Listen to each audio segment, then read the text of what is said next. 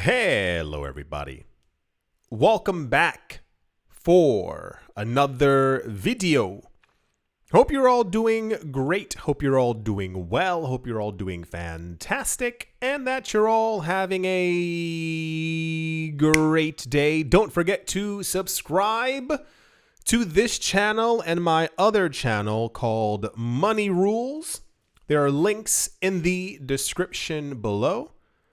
And without any further ado, let's jump right into it. Welcome back to another Optimism Prime News, where everyone thinks and knows and says that Bitcoin is about to go to $900 million bajillion per coin. Prominent Bitcoin maximalist, his name is Max Keiser. If you don't know Max Keiser, he's one of the more eccentric Bitcoin maximalists within the space. Max Keiser has stated in his latest analysis that Bitcoin's price will rise to $220,000 per coin. You're going to notice a little bit of a trend here, and I don't know why this is the trend, the thing that's happening right now. Keiser believes that gold will play a significant role in this increase. If you haven't been looking or paying attention, there's a lot of stuff happening globally and historically. When things get pretty weird, gold tends to do quite well. However, gold is doing I wouldn't say extremely well comparative to the price of crypto, but you understand. It's doing better than it's done in the last couple of years. There are now calls for a $4,000-$5,000 gold ounce over the course of the next 5 to 10 years. I'm seeing a lot of decade stuff for gold, but people are predicting amazing things for the price of gold. They think that, and I'm not, this is why I said you're going to see the pattern. If Bitcoin does well when gold does well, then Bitcoin will continue doing well because gold did well. It sounds confusing and weird, but believe me, it gets explained 9 trillion times. Bitcoin's price keeps rising, yada yada. Keiser's optimistic outlook has garnered attention. Of course, this is very popular news, but as I stated before, every analyst has the exact same idea for Bitcoin.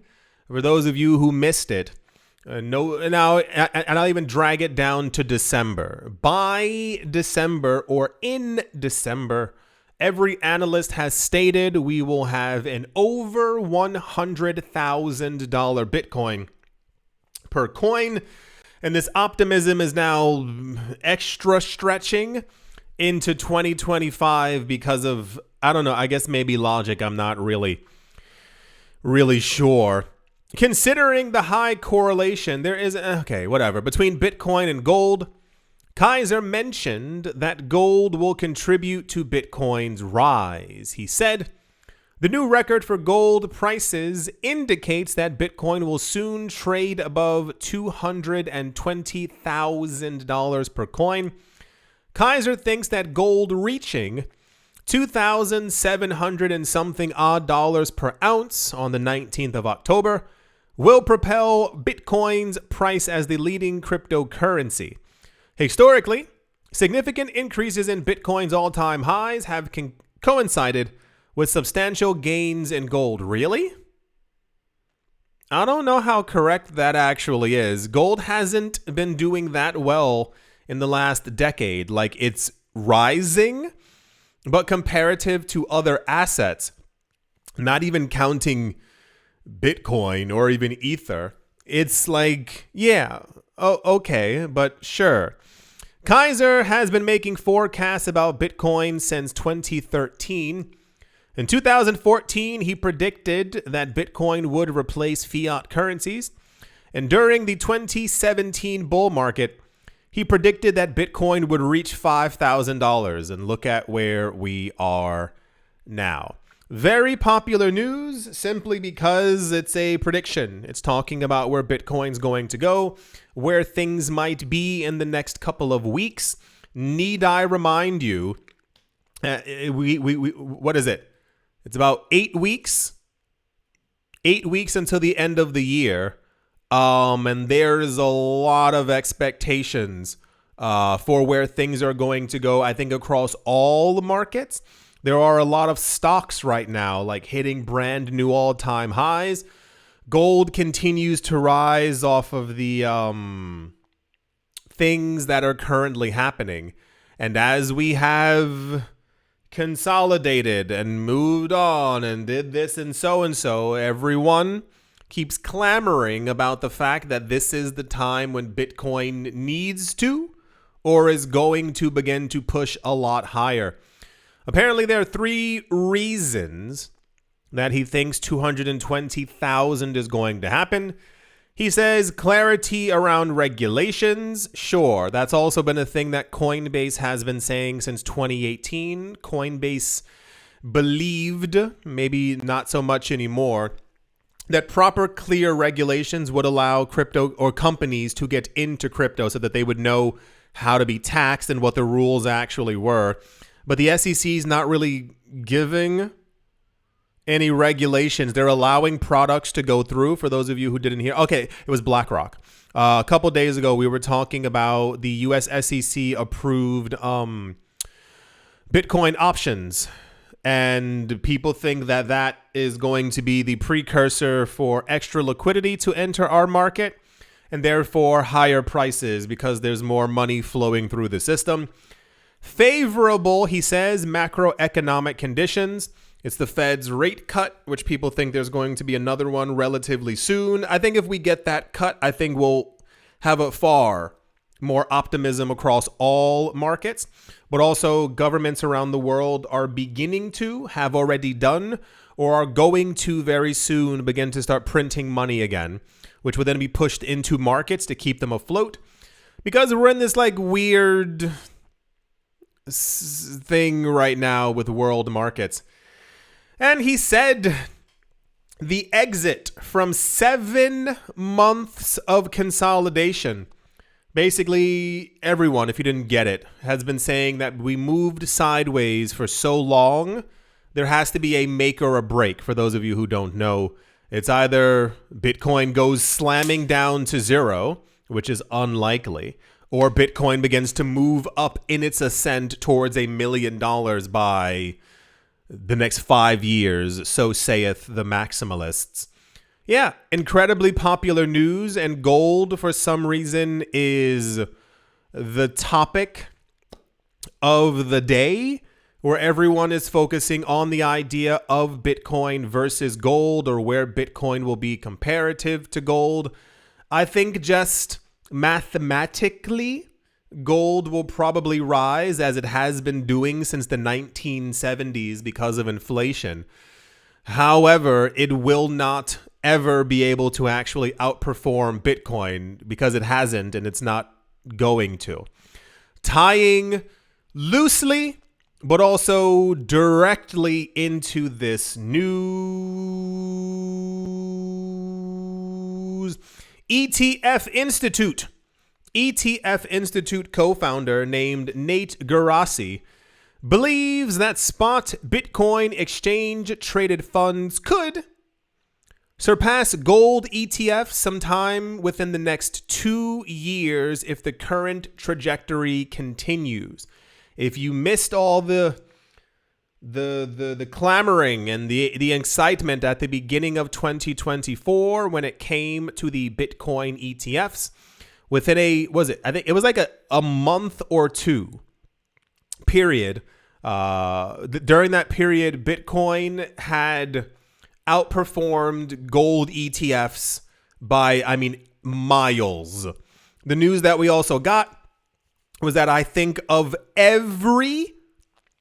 hear my words, every ETF that launched in 2024, I think BlackRock's alone was number one. I think 10,000 ETFs had launched, and BlackRock's Bitcoin ETF was number one on top of all of them.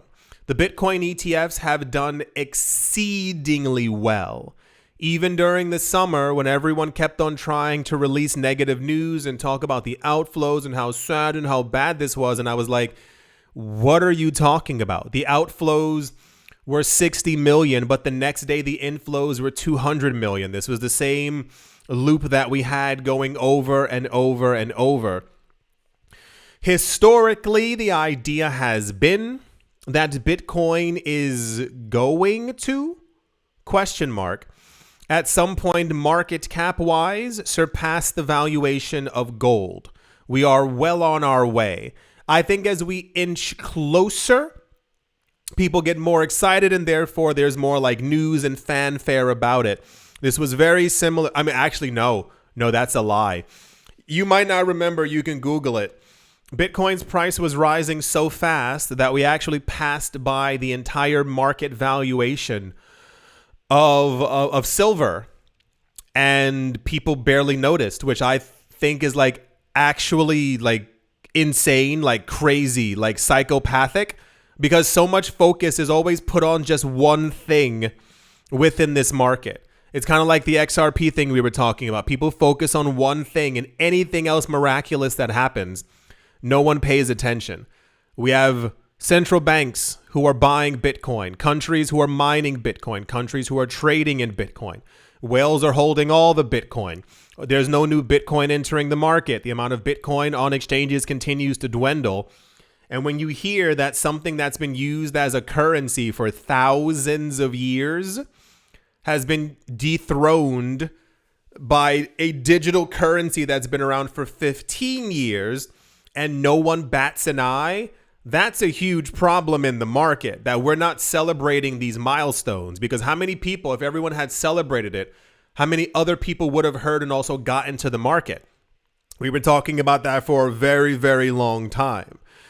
But the thing that everyone cares about is gold, and passing by gold, and being stronger than gold, and the gold. The idea is, or what we've heard for a while, I assume the number is lower now, that Bitcoin needs to pass by, what's the number? I think $700,000 per coin to have completely taken over the market cap of gold. This person from ETF Institute is expecting that Bitcoin ETFs alone will have completely overtaken gold ETFs in just 2 years. I think it'll probably happen sooner than that if we have a good bull run, but I digress. In an opinion shared on Twitter, Garasi noted that gold ETFs were introduced in 2004. Okay, I thought it was late 90s before. Okay, 2004, which means they had a 20-year jumpstart on Bitcoin ETFs. According to available data, gold ETFs presently have a cumulative flow of around 50 billion US dollars compared to Bitcoin's $20 billion. These gold ETFs have been around for 2 decades. The Bitcoin ETFs have been around for 10 months. And they already have almost half of what the gold ETFs have. Bitcoin products, okay, it's right there. I should have scrolled down a bit more. Why don't I scroll? It says Bitcoin products have only been around for 10 months, and they have put in strong performances in comparison with gold. I just scroll a little bit more. Here's a chart right here. For those of you who can't or don't see it, there's a near straight line going up. Those are the Bitcoin spot ETFs. And then you have, it's performed. It has jaggedy lines. That's the gold one. It has a thing right here at the bottom. Maybe you can see it. Like it has like the number of days. We're not even at 300 for Bitcoin. And we've already like completely... I know that a lot of people want to believe in gold or like gold, and I'm not trying to sway you in any direction, believe me, simply because I don't care anymore. I cared years ago when Bitcoin was at 1,000, and I was like, hey, Bitcoin's probably going to surpass, an ounce of gold, and people, you're crazy. So the further along I go in my crypto journey, it's not that I care less, it's just more of I can only scream and rant so much. If you don't understand what I'm saying, if you're not paying attention, I can't help you at all. The way that this is moving, we're probably going to see like dramatic amounts of money flow into the ETFs during the continuation of this bull run. As it stands right now, for those of you who are unaware, we probably, based off of old data, we probably have another 12 months of a bull run happening. This is historically how it's been.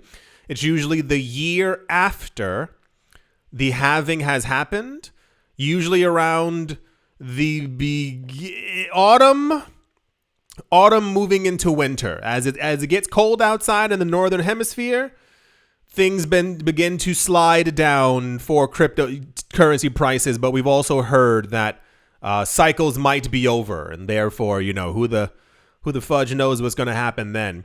Yeah, there was a lot of gold and Bitcoin news. I don't know specifically why. I assume maybe it's gold hitting a brand new all-time high, and the expectations of Bitcoin going over 100K. As I stated many other times, I think people are paying attention to Bitcoin, but won't really be paying attention until we go over 100. I think 81, 82, fantastic. 87, people will, lift their heads up and go, But I think the masses won't pay attention until we're well over a $100,000 coin, and that's when a lot of the madness will begin. But yeah, from my vantage point, gold hasn't performed as well as Bitcoin. Bitcoin will continue to outperform gold, as gold is actually scarce. That was a thing that I think a lot of people also had to deal with mentally when they realized that Bitcoin, mathematically, we know that there's only X amount of it.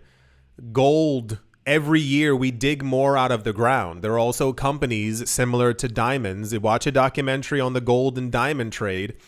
There are companies and governments who hide gold and diamonds to make it appear to be rarer, because we also know that it exists on other planets. It exists on asteroids. The universe is made of the exact same materials everywhere, but that's also, I'm sure, someone shaking their head at that. Anyway, that's the Bitcoin ETFs are going to overtake gold ETFs. This company thinks in the next 2 years. I give it next October, realistically. When Bitcoin will actually go over the valuation of gold, who knows? In 3-4 something years, something like that. But yeah, that's the Bitcoin and gold news. And yeah, let's move on. Also, I guess in optimistic news, people are still discussing extremely high prices for XRP. A company called Linkto or Linkto, Linqto, I assume it's supposed to be Linkto. It says a well-known firm that allows investment in companies pre-IPO has sparked a conversation about XRP potentially reaching the lofty price of $1,000 per coin. This is, remember when I told you the other day that this is in the news every day? For those of you who weren't here the other day, what happens daily is that there's constantly an avalanche of news nearly specifically about XRP and its price. Not what XRP is doing, not who's using XRP, not what new partnerships Ripple might have. It is nearly specifically people on Twitter, online, you name it, talking about that XRP is going to $10 when they get a stable coin. XRP is going to $25 when they have an IPO. XRP's price is meant to be $1,000, and therefore the CTO said it, and therefore it has to come true. It sounds cool, and I'll say this. If we could get back to $3, that'd be great. But until then, I don't understand what the obsession is about the idea of XRP hitting $1,000. The only thing I can assumption is that a lot of people probably have around 1,000 XRP. And if you don't know, 1,000 times 1,000 is 1 million. So I think this is like I'm a millionaire because of XRP. Kind of. That's as far as I can actually gauge from it. Why everyone keeps saying 1,000 XRP, $1,000 XRP, but I don't know. All right, that's the XRP news. I'm going to start showing you just how constantly it's in the news, just about the price and nothing actually else. Also in, I guess, popular news, this definitely isn't unpopular news. JP Morgan Chase, along with Bank of America and, oh gosh, what are the other ones? They're like multiple other banks. They now see the possibility of the Federal Reserve making another significant rate cut in November. Yeah, that's been in the news for a long time. And it's back again because everyone's waiting to see if the Fed's going to cut interest rates. Yeah, because while we've been lied to over the course of 4+ years that the economy is doing great. Remember when the guy, Jerome Powell, the head of the Fed, I think it was summertime, he was like, I don't get why everyone's so upset with the economy. Like everything's great. And then you see like people not finding jobs, like jobless numbers going up, like rents going higher. No one can afford anything. Inflation is supposed to be 2 to 3%, but prices keep rising by like 17%. I'm seeing all these videos being done about like shrinkflation, which is basically like where the products you buy get smaller and the price either stays the same or goes up. So therefore the company is like, well, inflation's happening. So if you want the same great deals, we have to give you 35% less of what you were. And it's like, it's literal, excuse my French. It's the letters B and S. It's just corporate greed. So the expectations are that the Fed, the last news story that we had from this, I think it was Bank of America, who's expecting a 25-point rate cut, and that this will continue in November, December, and continue all the way until summer. That's their expectation. They think that another 0.5 point might be too strong for the market. So they think the Fed might slowly 25, 25, 25 until next summer and end around at a 3% interest rate. And I mean, at that point, I think markets will have absorbed or loved those actual numbers. However, JP Morgan is predicting another 50 basis points. The bank, which predicted this, it says this week's, okay, 0.5 point cut, believes further reductions are likely if the job market weakens. No, they weren't the only, like, you know how many other people predicted 0.5 point? Like, I mean, like half the actual world. While some other Wall Street firms have adjusted their outlooks, JP Morgan remains confident in its forecast contingent on labor data. It'll probably be, I mean, it looks like they're going to lower the interest rates in general. That should already be seen as a gigantic thumbs up. If we get 25, it's still miraculous. If we get 50, let it ride. Like, keep going and keep cutting it more and more and more. The more that they cut rates, the more that assets will continue to appreciate. We're also at don't forget, we're also at the time of year, the time in history. Remember in spring and the beginning of summer, every company, every institution kept on saying not only will Bitcoin rise higher, but Bitcoin's price will be able to surpass $100,000 because of the Fed rate cuts. So, yeah, we're always in a bit of a weird predicament within the cryptocurrency market. We're always kind of waiting for something. I know it's because our market is incredibly new. You might not think that 15 years is a lot. 15 years is like nothing compared to other asset classes. And we are at the behest of markets and governments and countries and all these other things. At least we're not having like crazy price swings like we used to have. The price swings for Bitcoin used to be like disheartening. Like we can laugh about them now, ha ha ha. But, you know, waking up some days and seeing that prices are down by like 30% is like, oh, okay. Like, yeah, well, GG, you know, game over.